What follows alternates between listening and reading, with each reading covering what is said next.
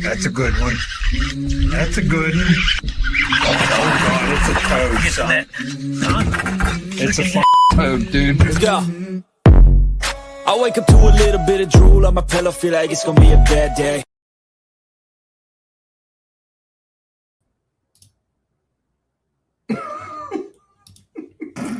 What's going on, everybody? Welcome to Fishing Friday Live. I'm trying to share this real quick to the group so everybody knows that we're live. But just Trey and I this week. Ben had, I think, some family stuff. To be honest, I don't remember why he was gone this week because I'm a terrible friend. What's up, Tim? So let us know. We got a little different mic setup. It's like 7 degrees in North Carolina, and we didn't want to go in the freezing cold studio, so we're at my house in my office with a different mic setup. Make sure you check out all those partners. OneCast Fishing, onecastfishing.com. Use code OneCast at checkout. You can use the link we always post for Hobie Eyewear to save some money. Got a big Christmas sale coming up. Is it start yet? We'll double check on that, but you can still use the link. It will give you the code discount, or I'm sorry, the discount for the holiday, but it still credits us, which helps us out, obviously, like we always say.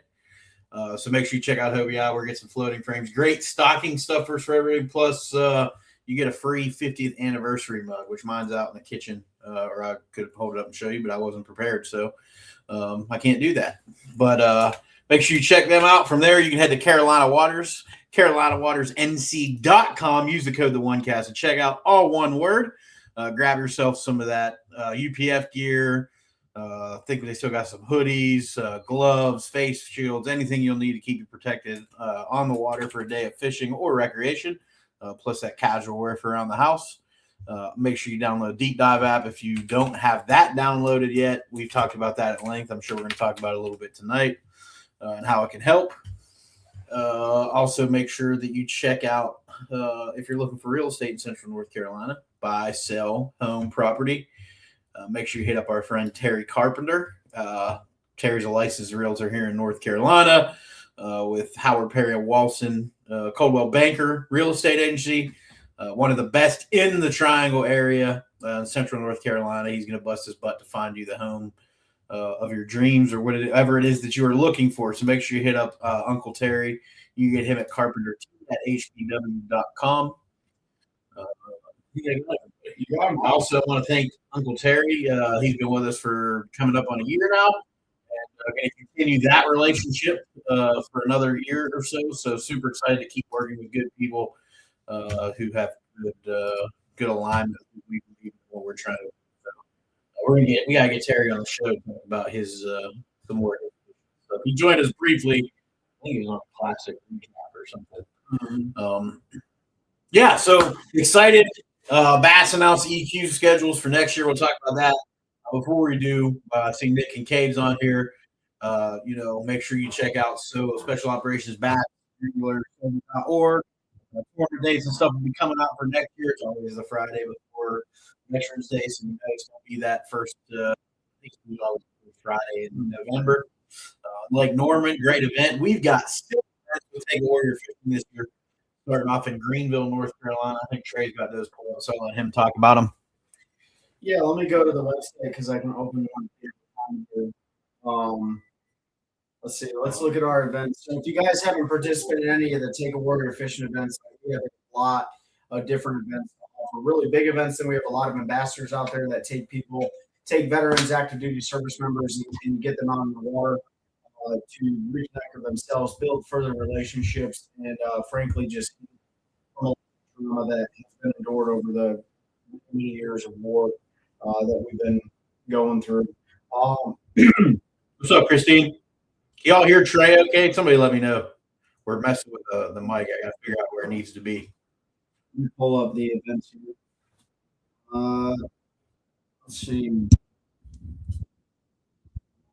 Yeah, so kicking it off, I think it's that's only got one event on there. Where are all the events? Okay, they're in order.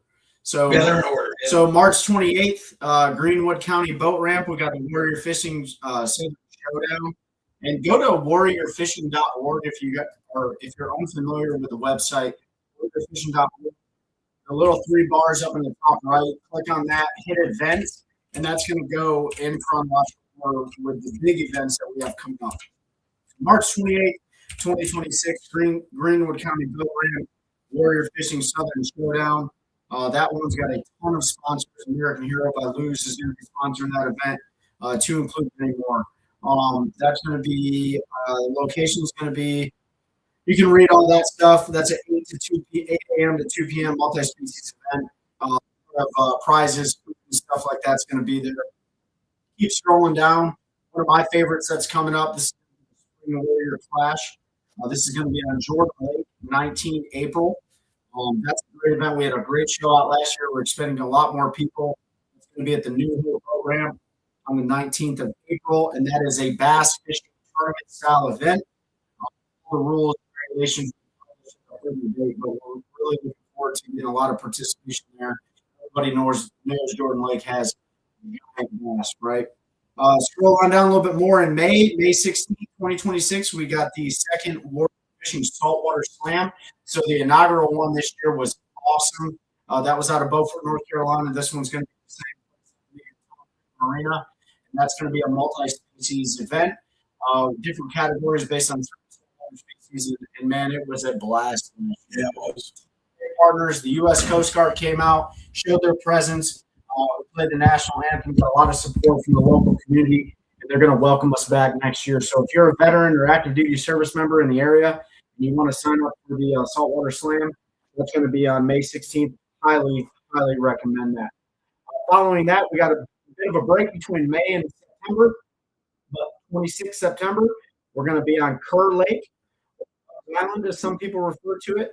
So September 26th, we're going to have a multi-species event out there, and that's going to be going out of Occoneechee. Occoneechee is on the Virginia side, and that's a really big ramp. That's where they host Bassmaster when they go there and all the major tournament trails. And then later on in the year, we're going to have the 5th Warrior Fishing event at Sharon Harris, and that's going to be October 17th. So a little bit earlier than what we're typically used to. We usually have it in November. This year it's going to be in October. There. That's also going to be a multi-species event. We had a huge show out this year in November for Sharon Harris. I think we had over 70-something boaters. 70 boats, yep. Yeah, so it was a massive event. Great time, great people, great sponsors. The local community showed a lot of support. And then I think following that, on the 7th of November, we're going to have the Warrior Fishing Fall Classic. And that one is going to be in Benhaven, North Carolina. And that's a speckled trout event. I think it's the first time we're doing that, if I'm not mistaken, in the Eastern North Carolina. Inshore Club's going to be hosting that, and that'll be a really fun time. So that pretty much wraps up the year. We got a lot of big events, and then we got a lot of people taking Warriors fishing on behalf of the organization, and we can't thank them enough. So warriorfishing.org, got all the events for 2026. I'm trying to become a scoper, Jerry. So step 1 is flat brim. That's an automatic like 3 XP points into your scope ability. Look at that rowdy bunch there. Christine just sent a picture of her and her husband and our buddy Ed, who comes on fishing. And I'm kind of jealous. It looks like they're at the bar having a few beverages. So, what's up, Derek? You got ice already on some lakes in Massachusetts. Sorry for that for you, Tim. That sucks. We don't have any ice here in North Carolina. I mean, you might in the morning, like backs and coves and stuff. You see a little bit of like that sheet ice. It's getting pretty chilly at night. Sunday can be real cold, like 17 or something Sunday night with the wind chill. So not super excited about that. Ready tomorrow. I think we're going to see 50, so it'll be decent tomorrow afternoon. We get a little bit of a cool down. Yeah, probably spend Christmas Eve on a lake somewhere. To catch a job. I can't. No, I can't. that's how it's designed. That thing is like anti-scope proof or whatever. This is on scoping, man. It's a scope and hoping hat. Immediately, I can ping a minnow like the best of them. That's all you need is a flat, right? Not should be elite. You need a flat bill hat and skinny jeans, and you're good to go. Maybe some Chuck Taylors. you'd be squared away. I can't do this, so I'm out on that. But it was a good run. We gave the old college a try. That's right. But yeah, the only real news was Bass announcing the. There's a couple things. Did you guys talk about it last time with the no information period? We already got that. We talked about that. We talked about MLF and reversal of that DQ. We talked about the change to the no information rule, which you're more than welcome to talk about because we haven't heard your opinion on the no information rule. Yeah, the new rules. So for those of you who don't know, I'm gonna and a huge shout out to One Cast Fishing for being a title sponsor. You're gonna do a nice little review of the vinyl that's gonna go on the side of the boat with the take a order fishing wrap, but it doesn't bother me at all about the no information rule. I honestly don't plan on getting any information from anyone because I know how harmful that can be for me. And I think everyone's different when it comes to that stuff. Yeah. I can be extremely affected by doc talk. So I have to do my best to shut my ears off. Kind of go out there and figure it out on my own. Whether or not I do good or not, that's on me. Now, if people are saying, hey, they're biting better on X Lake, the first stop for the 2026 season for the Opens Division 1 on Kissimmee Chain, the last three major events that have been fished out of there have been one out of Toho. If anybody knows about Kissimmee, it's a Toho, and then Cypress, and then Hatch, and then Kissimmee, the lake itself. It's gonna be different when we go down there at the end of January. So I'm sure that the no information rule is going to benefit some people. I'm not going to leverage it, at least right now. I don't feel like it's in my best interest. Being my first year fishing the Bassmaster Opens could be my last year fishing the Bassmaster Open. I'm just going to put myself out there, see how it rolls. If it's good, it's good. If it's not, oh well, give it a good try. And at the end of the day, the whole point of going out there is, branding, right? Marketing, partners that we believe in, and having a little fun while we're doing it. So, of course, I want to do well as a competitor, but I want the ownership to be on me. I don't want to put my cards in someone else's hand. So I'm going to play the hand that I was dealt and kind of go there. I'm sure there's some mixed emotions on it. The NPFL kind of set the standard with the no information across the industry right now. It seems like a lot of people are following suit. I can see where getting information on brush piles is immensely important. Right? Yeah, certain lakes, yeah. But again, I mean, just because there's brush piles doesn't mean that the fish are there. It doesn't mean even if the fish are there, you're throwing the right thing at them, right? I can't tell you how many times Pete and I have to go fishing and we catch them the same way they're on the same spot. Right? So, for me, it's not a big deal. I don't really care. Probably a large percentage of those guys that are fishing the Opens are trying to make the elite qualifiers, which we're going to get to, and they want to make the elite series, and that's not what I want. I'm taking another path in life, but I'm going to use Bass's platform as a paying customer to market and brand all of our partners, to include our podcast, which we're really proud of. So, yeah, I guess I got on a little bit of a soapbox there. I really don't care. But this is a tough question. I know what your answer is right now, but it could always change. You make the top 50 and have a chance to fish the EQs, and somebody is willing to fund it for you. Do you take a shot? Or you have no interest at all? So Nick Kincaid already said that he's going to sponsor me for the EQs. There we go. For the 2026 season. Kincaid's home maintenance. If Trey makes it, he's going to cover. That's right. So Nick, I'm looking forward to that $15,000 that you're going to get.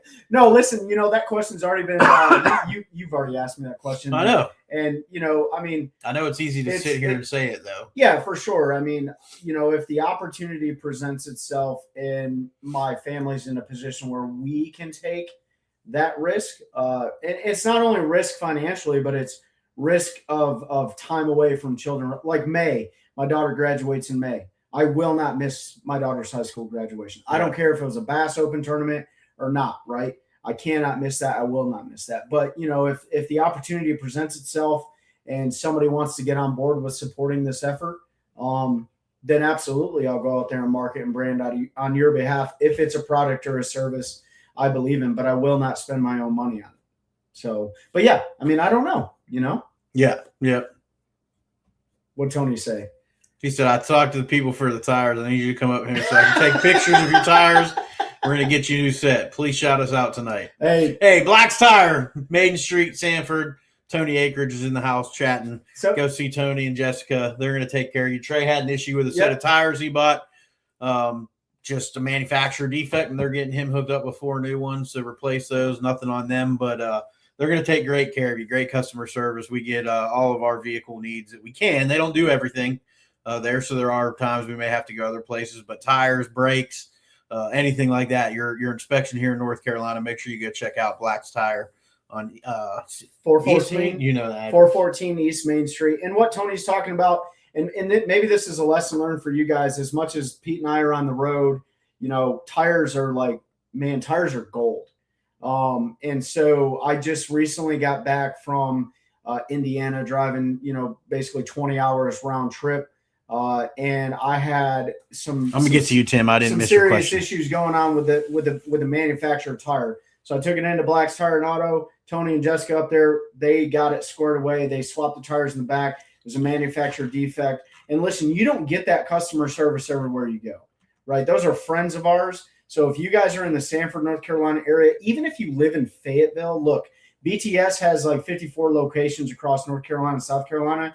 I've never been to a place that takes better care of us than the place on 414 East Main Street. If you have any questions, you can DM us. Tony's in the chat right now. Hit him up.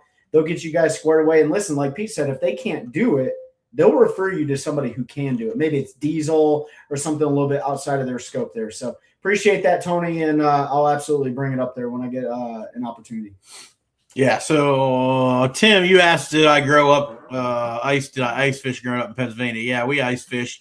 Didn't ice fish a ton in Pennsylvania. I did more when I was a teenager and go on my own, but we would go to Michigan. So my mom was from Michigan originally. So we would go up every year around Christmas for like a week, basically. That was like our family vacation every year, and we would ice fish up there a lot. So grew up ice fishing. Really enjoy ice fishing. I would go do it tomorrow if I could. If we had ice down here, I would. It's just a lot of fun. It's a whole different thing sitting out there on a bucket, cold beer, catching fish. I actually prefer a warm beer on those days. Yeah, little German style. Yeah. Went up to your neck of the wood, go Hoosiers. Yep. Yeah, dude. Let me tell you right now, like, I don't watch football.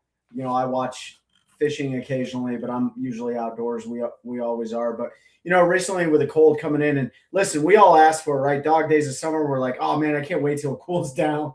And then we're like dead of the winter, and we're like, oh, man, I can't wait till the dog days of summer until it warms up. But being up in Hoosierville, which this is funny because I asked the hotel lady, I was like, so like in Michigan, we're considered like Michiganders, and like in Pennsylvania, like, what do you consider, Pennsylvanians? I always call it Pennsyltuckians.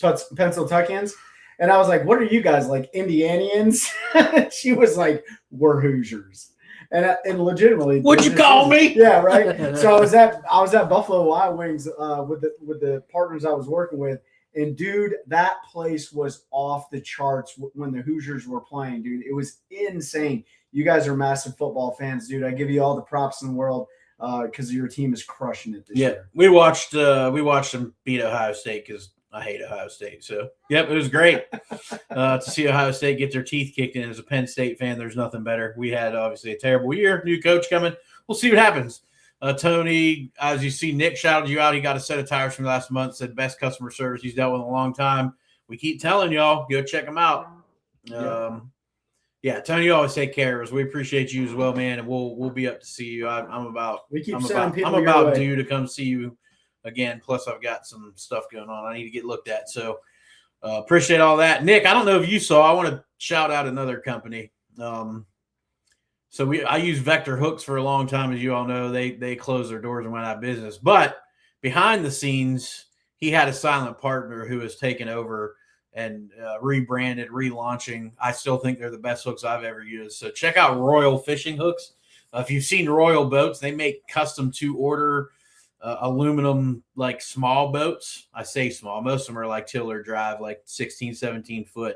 But like smaller, more affordable aluminum bass boats made to order, hand built, really nice boats. But they took over Royal Fishing Hooks, relaunched it. I've had 2 conversations with with the new owner, and I can't think of his name now, which is terrible. Great guy. Super excited. So check them out. If you want to try some, let me know, because I bought half the stock that Vector had remaining when they were selling out. You and Nick did. Yeah, I stocked up. So I'd be more than happy to get you some to try and recommend. Small American-owned company, but going to keep those going. So that's exciting, because I'm not going to need to buy hooks for a little while, and I let him know that. But I'll keep talking about it, and hopefully some of y'all will try them and support a small American business. So that's what we're about, right? Black's Tire, small local to the southeast company business. Carolina But Waters. every store you go to at Black's is kind of independent deal. They got their own management company there, or team there, doing their thing. Carolina Waters, Terry Carpenter. Probably the biggest company we regularly talk about is, Hobie, and they just make a great product. It is hard not to partner with somebody like that. But Ben with One Cast Fishing, veteran, small company, getting bigger. He's got big plans for that company. So excited to see where that goes. And if we talk about it, we actually use it, folks. I want you all to know that, is the truth. I know a lot of shows start talking about companies, and it's just about who's paying them, but I can tell you we've turned down some chances at some money with some companies just because either we didn't like their product or we didn't believe in what they were trying to do, and that's not what we're about. So, well, not to mention the fact that when you enter into contracts with really big companies, there's a lot of stipulations contractually. And listen, we all got jobs. I kind of got a job now, you know what I mean? But we all got jobs. We got lives. We got family. We got fishing. And so we want to be able to enjoy that. So we don't want to pigeonhole ourselves down. And we definitely appreciate those companies reaching out Absolutely. to us. It's super humbling. But we, sometimes it's bandwidth, man. We don't have the bandwidth to market for everybody and be in everybody's fishing booths, just coming up here in January. What is it? The 9th, 10th, and 11th. Yeah. The Bass and Saltwater Fishing Expo at the Raleigh Convention Center is going down. I'll be there. Pete will be there. Ben from One Cast Fishing will be there. Take a Warrior Fishing will have a booth. Carolina Waters will be there. Nick Kincaid and the ownership group there, and all the ambassadors that are going to be able to make it up. So if you guys are in the Raleigh, Durham area, January 9th through the 11th, swing by the Bass and Saltwater Fishing Expo and come rap with us about anything. We'll be there. Yeah, so we'll be there hanging out. Looking forward to that show season and getting to see everybody again. I don't always necessarily look forward to the shows. Yes. The setup, the tear down, all that stuff is not super fun. But getting to hang out with everybody makes it all worth it. So we'll be there, and probably the Classic. I think you're for sure locked in for the Classic. Yeah. I think Chelsea and I are going to go. I don't know if I'm going to dedicate my entire time to the booth because she has still never got to see a weigh-in at a Classic. So I want to make it a point to check that out this year, especially in Knoxville. It's just such a good venue. Plus, we can get media passes. We can get out in the media pit. And that's right. Be nice and close. So I tell Ben, listen, man, you're my title sponsor, but I got to check one of the weigh-ins out. Yeah, we got some work to do. Yeah. But so excited. We'll let you know for sure that who all is going to be there. Would love to see you. We saw a lot of you there. Met some of you for the first time there. So excited for that one. But what Derek asked. He said you're going to give him a forward-facing sonar class when he moves back. Derek, I'll tell you what, man. If you move off that island that you're on and come back to mainland, you absolutely can jump in the boat with us, and we'll give you a class on it. Derek is a high school buddy of mine. I'm going to put your business out there a little bit. Derek, you're a huge outdoorsman. You love to fish. You love to fish for anything. But he went down to Mexico this year and absolutely cracked them. He actually invited us to Mexico in 2026. Yes, I don't know if we'll be able to go in 2026. No, Derek. but you better get out with us for 27. Yeah. Steve. But yeah, Derek's also, he was in the Marine Corps and then he was in the Army. So 4 more years, he said. Yep. So appreciate you jumping on here, man, and thank you for your service. Appreciate that hookup, Nick. He said another small company is going to reach out to us in a week or two. Cool. I think I have an idea who that small company is going to be. So Steve Loper. Hey, man, you're getting Jordan dialed in there, bud. Yeah. I saw and I could tell. So was heading to the Classics. You'll be able to check them out too. Awesome. I know I could tell by your post you were a little bummed you didn't win that one. But it's coming, bud. You've stayed consistent on Jordan. Yes. I gave up on being consistent on that lake because it just frustrated me, and I started fishing other places. She's a unique beast to stay consistent there year round. So just want to say, man, it's been super cool to watch you grow on that lake and all the lakes that you fish, but especially there. You know, you started out struggling like we all do on that dang place, and you're getting her dialed in for sure. Yep. So that's always super cool to watch people that you know and respect, you know, grow and do well and compete at a high level. And there's some sticks you were fishing against. Oh, man. Yeah. Anytime you go out and put 5 and 6 pounders in the boat in December, you're doing something. So I'm excited to get on I usually don't fish a whole lot this year, but I've been itching bad. I'm telling you. Like real bad. So I'm not going to lie, dude. So you're just as good as them people, brother. So a lot of people take, you know, like November through like February off from bass fishing or fishing, right? But specifically, a lot of bass fishing guys take it off. Either they're in the woods or they just know it's tough. But because of forward-facing sonar, it is definitely an opportunity for you. If you have it on your boat and you know how to use it well, it's an opportunity for you to catch the biggest bass of your life. Yeah. Right? January, February, March, in my opinion. Best time to catch the biggest fish you're ever going to catch. And I'll tell you, man, like it's a great piece of technology that I absolutely love to leverage when you can use it. Less pressure. A lot less pressure. The fish are full of eggs and food. And you don't even have to get out there at like daybreak. You can wait till noon. Just wait till noon, right? But yeah, I don't think there's a better time of year to learn. I know a lot of people like to try to learn in the summer and stuff, but this time of year is probably the best time of year to learn on forward facing because you've got to slow way down. You've got to pay attention to what your bait's doing, what you're doing. And it's, that's, I'm going to spend some more time this year. I've actually been having dreams about catching giants on a jerk bait. So I think I'm ready to get out there and chase them. I mean, the water too, like you guys think about it, like during the summertime, you got a lot of sediment in the water. The wake boats are stirring things up. So your forward facing sonar image can be a little bit less clear than typically normal or typically, right? So when you get out there in the wintertime, the water's a lot more clear. Heck yeah, Nick finished second on falls yesterday. So good job, brother. Heck yeah, dude. Crushing it. Were you using scope, Nick, or were you just OG? My old man said looking forward to February. I guess he's coming down February. Uh-oh. Be scoping big time. Yeah. So we kind of talked about it. Before we go ahead. Talking about dreaming, like I don't know about you, but I still get hyped like the night before, especially when I'm going somewhere I love. And this is funny. So last year, but I think it was you and I had a river trip planned or something. We were going, and it was like middle of the week. So leading up to it, and I had a dream I was frog fishing, right? And I'm a side sleeper most of the time, like sleep like this. And so I'm sleeping, and next thing you know, I wake up to everything being ripped off of my nightstand. I had dreamed I was frog fishing and one bit it, and I jacked it in my dreams and like hooked my phone charger, and it just pulled everything off of the nightstand, like little coin thing falling off and stuff. So I get pretty excited still, especially going somewhere like that. Well, it's a good thing you didn't set the hook into your wife's head. You know what I mean? Yeah. While you're laying the correct way, apparently. That would probably not been good. But yeah, I did. I set the hook and tore stuff up. So that's a hazard you got to be aware of. Yep. Make sure you be careful. Derek said they don't move off spots too much. You can really break them. You can this time of year. Yeah, they're pretty lazy. They usually stick their guts in the mud somewhere, in a brush pile somewhere, and don't really move. Nick said he caught one with the scope. Okay, there you go.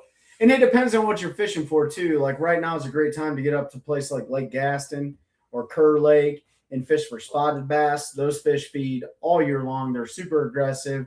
They're not nearly as lethargic as largemouth. But when you get one of those largemouth this time of year, it's usually the right one. And they feed vastly different, in my opinion, than the spots do. So it's a really good time of year to throw big bait. And they're a lot more likely to eat that big bait because they don't have to work real hard. If they can eat one meal that'll hold them for a couple of days, they're going to eat that. So it's fun. Big old jig. Big jig. Big flutter spoon. Big soft swim bait. Big glide bait worked real slow.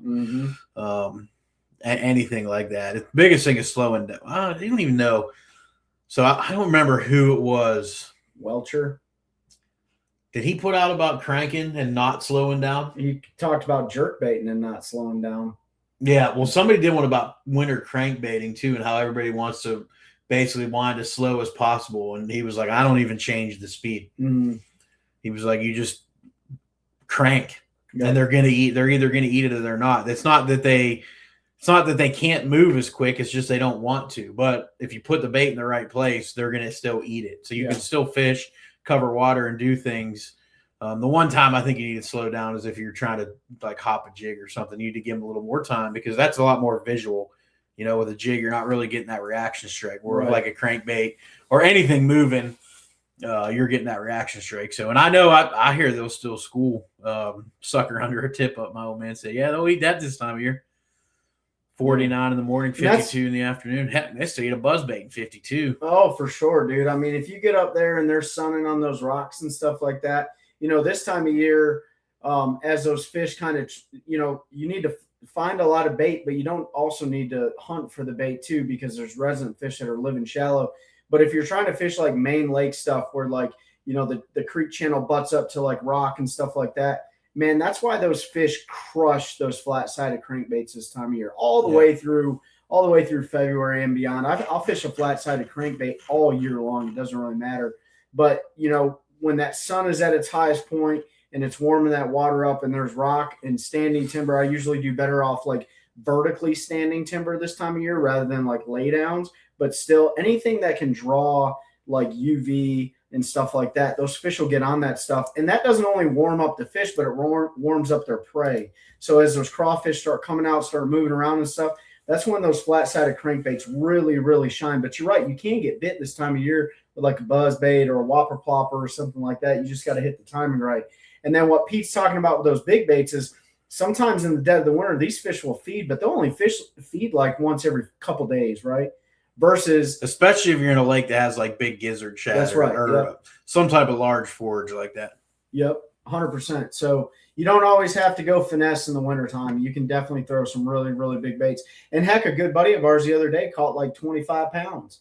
And he was catching them on slow rolling, big 8-inch, you know, swim baits down in, you know, 20, 30 foot of water. So, and they were eating and they were crushing it all the way down. He sent us pictures and they were, I mean, they were fully in the gullet. That's right. So you just got to get out there and, you know, this time of year, depending on which lake you're on, you may not expect a whole lot of bites, but the ones you get are probably going to be really, really good ones. I always said like December to like late November to late January, I was always going out there looking to catch one fish, one bass, right? And that was usually my goal. Now with forward-facing sonar, I try to, you know, get myself in front of more fish. But before I had it, man, it was like, hey, I'm just going to try to catch one fish on those high percentage areas. Burrito's a good bait. Yep. Mm-hmm. There's lots of big softies that are really good this time of year. Big Colorado blade spinner bait, like a 1 ouncer. Mm-hmm. My old man said, slow roll that joker. Yep. Yeah. Oh, yeah. Ready to go now. Yeah, I'm ready. You want to talk about the bass thing real quick? Yeah, the EQ schedule is kind of an interesting one. Yeah, so this year, so if you guys, Pete and Ben, I think talked about, or maybe earlier in the year, we talked about Division I, Division II briefly, right? Four tournaments in each division. Each division, 2 tournaments with forward-facing sonar and 2 without, right? So Division I is different than Division II. Division I starts off with no forward-facing sonar. Division II starts off with forward-facing sonar, which is in Sam Rayburn. Division I is in the Kissimmee chain. So the top 50 of each of those who qualify for the elite qualifiers are going to fish 3 additional tournaments, and then the top 10 of those guys will be selected for the Bassmaster Elite Series based on Angler of the Year points. This year, in September 23rd through 25th, they're going to Arkansas. They're going to Norfolk Lake. I don't know anything about Norfolk. I believe our buddy Mike Corbersley fished that before. Maybe it was on their schedule last year or the year before, I can't remember. But they're going to Norfolk Lake. And then following that, October 21st through the 23rd, they're going to Toledo Bend. Everybody knows Toledo Bend. If you don't know about Toledo Bend, it's a giant bass fishery. Bass has fished it the last couple of years. I think that's where Ben Milliken, didn't he win an open there? Toledo Bend. Yeah, he won Toledo Bend. And then, you know, so that one's going to be a big fish factory, depending. And then they finish out the year 2026, November 11th through the 13th on Gunnersville, right? So they got of those three, Toledo Bend and Gunnersville definitely produce giant bass. I don't know anything about Norfolk. However, the forward-facing sonar rules, and Pete was talking about it earlier, just him and I, they're a little bit different than what they did for the divisions themselves. So 1 or 2 will be forward-facing sonar or no forward-facing sonar. So you talked about it. What was it? They're going to do 1 without and 1 with, and then the third one's going to be a coin flip. Yep, at the end of the opens. So once both divisions of the opens are done, before they start the EQs, they'll do a coin flip for the last EQ, which will be interesting. So you could have 2 with, you could have 2 without. That's right. But you're definitely going to have 1 with, 1 without. And that third one we won't know until the day of. So, and I'm sure a lot of people are hoping for Toledo Bend with forward-facing sonar. I would almost, especially in November or October. Yeah. Yep. So you could see, it could be a struggle bus if they don't have forward-facing sonar in Toledo Bend in October. And then Gunnersville can absolutely be a struggle bus if they don't have forward-facing in November. But they mash them on a frog that time of year too. But the thing about Gunnersville, it's absolutely loaded with hydrilla. And so depending on the state of the aquatic vegetation during that time of year, could absolutely be a smash fest, or they could really suck, right? Yeah. We'll see which one it's going to be. I don't know, and I don't know which one has it, which one doesn't. As far as the two that, or the one that will have it and won't have it for sure, I don't know which is which.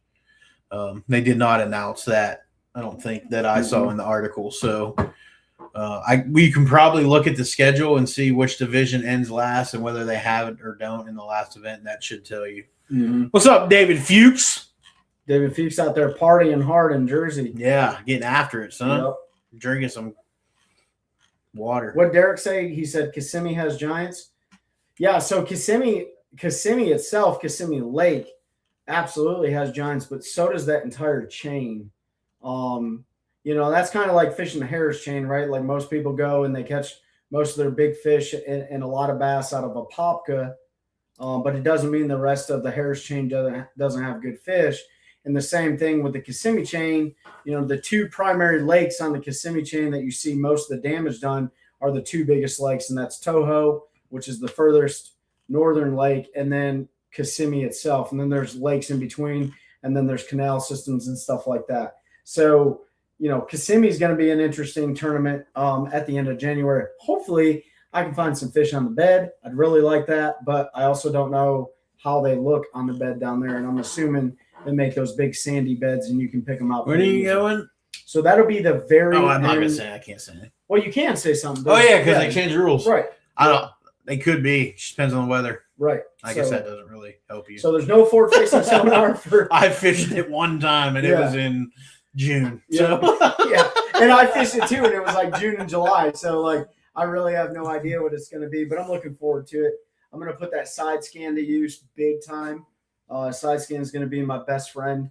I believe in that lake, and I'm not only going to look at the bank line. Pete's dog is begging at the door. So, what's up, Mom from Kalamazoo? Shell beds. Shell beds. Yep. Shield beds. she will beds, Derek. So yeah, man, I'm looking forward to 2026. It's gonna be busy for the one cast. We're gonna have a lot going on. Gonna be busy for Take a Warrior Fishing. Gonna be busy for Fishers of Men. And then somewhere in between there, Pete and I actually have to make money somewhere doing something. You know what I mean? So yeah, probably fishing. Probably won't be fishing. I mean, we're gonna fish some stuff. But yeah, that's not a way to make money. So we have to have real jobs. Yep. What else is going on? So I was just looking to see if anything popped up. Mm-hmm. Yeah. Jelly Roll killed his first deer with a bow. That's cool. How about that dude losing 300 pounds? Yep. Can't even call him Jelly Roll anymore. No, that's almost like Fat Cat Newton. He's like jelly.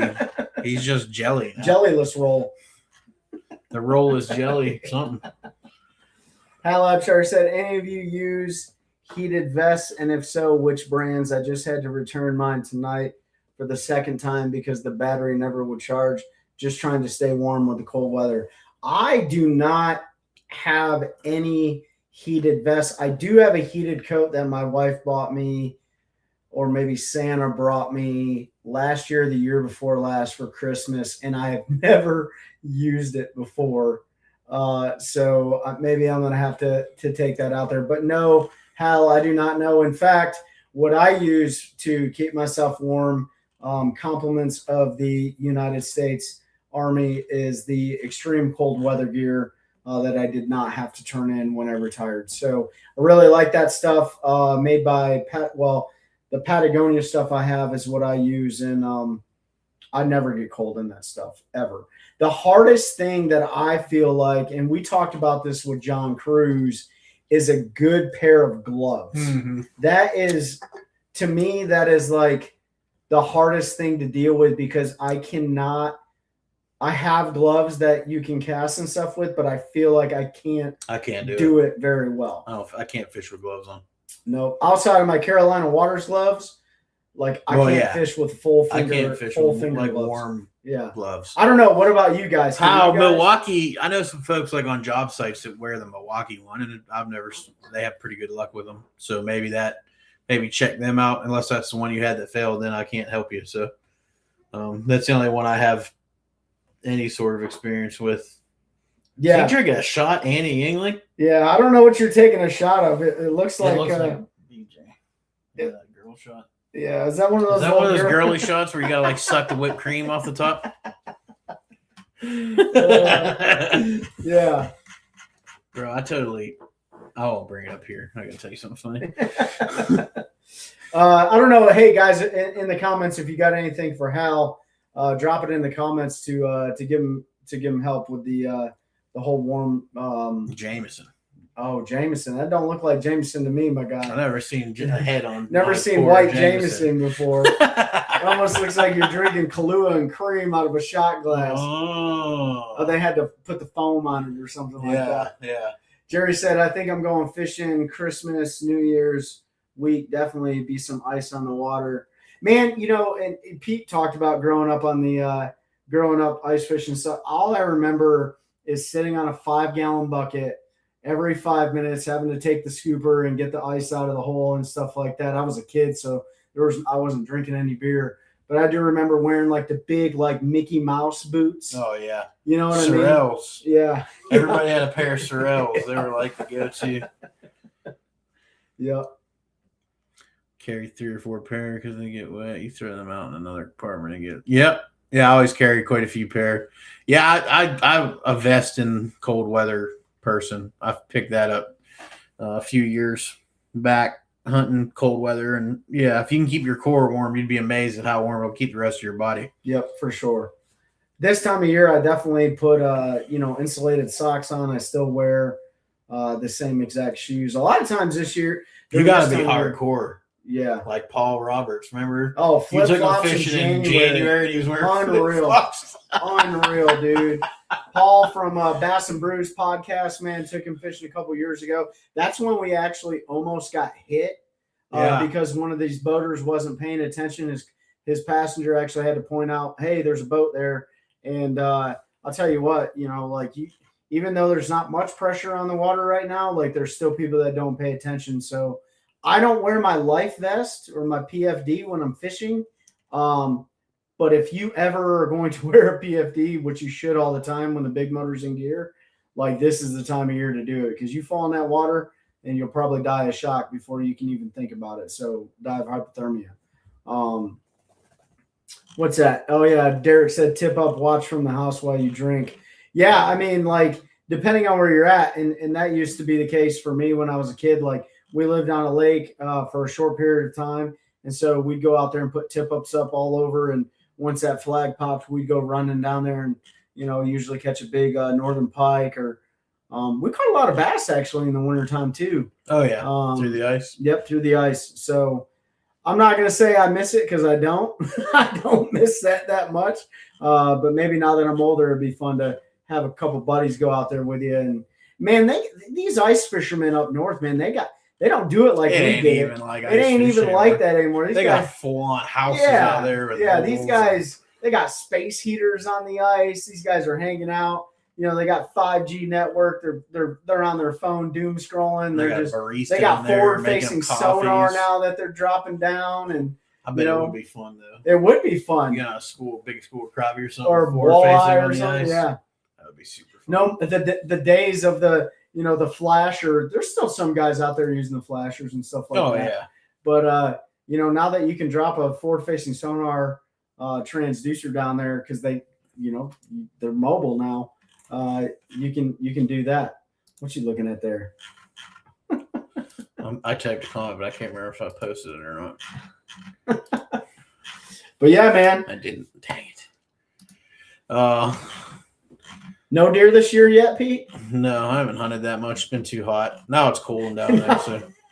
Well, that's the thing about North Carolina. If you guys are outdoorsmen and you like to hunt, North Carolina is a special breed of crazy when it comes to deer movement, especially where we live. I feel like we're in that like funky stage in North Carolina where like especially in our county, right? Like I feel like a lot of times, like when rifle season opens, you either have missed the rut or something's going on, and a lot of times those deer stay nocturnal. December can be a really tough time to hunt post rut. Deer change their movement pattern and stuff like that. Yeah. But that happened to Pete and I last year. We hunted quite a bit last year, and we didn't see a whole lot last year. There was a ton of deer. We just didn't see them. They changed their patterns. You harvested a little 8-point last year. Yeah. But yeah, this year's been a little bit different for hunting. The year before, I killed a couple does. You killed a whole family. Yeah. Murdered an entire deer family. Well, I should have been smarter than that. I don't know what to tell you. But yeah, no, I think we might hunt in the mornings. It'd be cool and warming up. So then we're going to go to the Broadway parade and hang out with you and the fam and kick it and see Santa and everybody. Yep. We were going to enter, but we missed the entry period, unfortunately. Wanted to take warrior fishing boats into it, but apparently there's deadlines for those things, and I failed as a human. So now I know, and we'll you don't know what it. You don't know. I thought you could register you used to be able to just register at the hardware store, and they changed it. So I went in there to register, and they were like, it's closed and you have to mail it to the lines now. I was like, oh, okay. Well, good to know. Lesson learned for next year. So yeah, but we're going to go hang out. So if you're in Broadway at the parade, as I know, I'm sure Brad will be there. Brad, Terry, and his whole fam. Mm-hmm. Anybody else around, come check out the Broadway parade tomorrow. It's always a good time. People throw candy at your kids. Seen some nice bucks this year running around our section. Yeah, I got some nice ones on camera, but they only move from 1 a.m. to 3 a.m. Yeah, that's why we got to bring back like hunting at nighttime. Yeah. We need that thermal imaging. Deer can see better at night than I can. Yeah, exactly. I don't think you have a competitive advantage on them. I mean, people are like, "Oh, it's not a fair shake," and I'm like, "Well, here's the deal. In the daytime, you might have a 7 or a 10 power magnified scope, but here's the thing: deer see really, really good, anyways. And then at nighttime, you're not going to get a 300-yard shot on a deer under thermals. You're just not, right? No. You might get a good 100, 150-yard shot depending on where you hunt, but I feel like you're not really, you don't really have a competitive advantage at all. So, what's up, Dylan Freeze? Dylan wants to shoot him at night. You can tell by his fingers being crossed. That's all you Ohio boys do is shoot him at night. We know how you all roll. Dylan Freeze going back to the MPFL this year, man. Hoping you absolutely crush the competition. The MPFL has a pretty stacked roster going on, which, they got to solidify it a little bit more, but they should have about 130, 135 anglers on the roster. We talked about that a little bit. A lot more big names, household names are going over to the MPFL this year. So it's going to be an interesting year for competitive bass fishing across the spectrum. A lot of changes going on.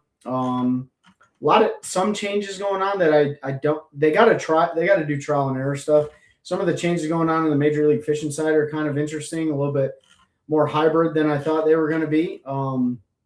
Relying on some big boy rules, right? Relying on some co-anglers to keep the boaters in check. Not really sure how that one's going to play out, but hey, we'll see what happens. Yeah, I don't know how that's going to work out when it says in the rules that they've now turned turn the co's into police. Yeah.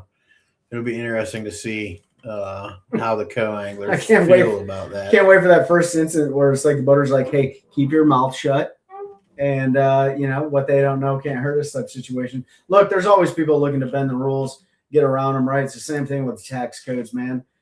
So, but they'll figure it out. So these organizations are going to constantly be making changes. I saw that video earlier where that guy hit that rock with that jet powered motor or whatever. He just threw it back on and kept rolling. Yeah. Dude's a hero. So, but yeah, man. What else? I don't really have a whole lot. If nobody has any other questions, we're about at an hour. So yeah. We'll wrap up and put a bow on this one and be back next week. Yeah, the 19th. Yep. I don't know if we'll do one the day after Christmas. We'll have to see. And then we're rolling into New Year's. So we still owe you guys that giveaway and that bubble scale provided by our good friends. We gotta do that. We'll do that after the first of the year. Yeah. So stay tuned for that. That'll be a New Year gift. A New Year gift. We'll set something up for that. We've just all been so busy with Trey transitioning and just been busy. And I do mean transitioning out of the military. No, I like transitions. I'm fully retired now. No more Trey's Army. not fully retired yet. DUN done. Waiting on that government to pay me, But another 90 days. Another 90 days. Another 90 days, guys. So fully retired now. Hit me with any Army questions. I'll be fully transparent with anything that you want to know within reason. So I don't get a gag order or a cease and desist like we see going on with some of our other podcast friends. Yeah. You don't want any sitting congressman send you. If you're a congressman or senator, I don't have anything to say about you, and you shouldn't have anything to say about me. I'm not going to do that. Let's let well be alone. All right, y'all. Well, I think that's going to about do it. Trade transition to Pete's only. Hey, it's 2026, bro. Almost. We're no shame in the game. We're right where we need to be. Yeah. But no, I appreciate everybody's time hanging out with us. We're going to post this one over to Spotify. I'll probably put it up there tomorrow. The recorded episodes have been a little slow. There's just not a lot going on, and we haven't been able to work out schedules to get folks lined up. But after the first of the year, people start to schedule things to get back into it. So we'll have some more great interviews coming up. If you have ideas for stuff you'd like to see, make sure you shoot us a DM or something and let us know. Other than that, you got anything? No, I mean, you would think that a lot of the anglers would want to be on during the off season to help continue promotional stuff as they're trying to build their sponsor portfolio. You see a lot of anglers out there posting, hey, sponsor opportunities available. If you got an angler in your community that is trying to chase his or her dream at the national level, and of organizations that are willing to put some money forth because they have a marketing budget and they want to support the angler community, reach out to those guys. Dylan's in Ohio. Cole is down here in North Carolina. We got buddies all across the continental United States. So, that helped me out this year for the next year. And if you can think of anybody to help out, hey, shoot them a message. I'm sure they wouldn't be opposed to taking some money and putting it towards good use. So probably not. Nope. Appreciate you guys joining us on Fishing Friday Live and join us on Spotify, Apple Podcasts, all that good stuff. Make sure you leave us a review. Shoot us DMs for any episodes you'd like to see coming up. Join us at the Raleigh Fishing Show, Bass Saltwater Expo, January 9th through the 11th. Check out warriorfishing.org, all the 2026 events, and help us to continue growing culture of anglers, helping anglers one cast at a time. That's a good one. That's a good one. Oh, God, it's a toad, son. It's a toad, dude. Let's go. I wake up to a little bit of drool on my pillow, feel like it's gonna be a bad day.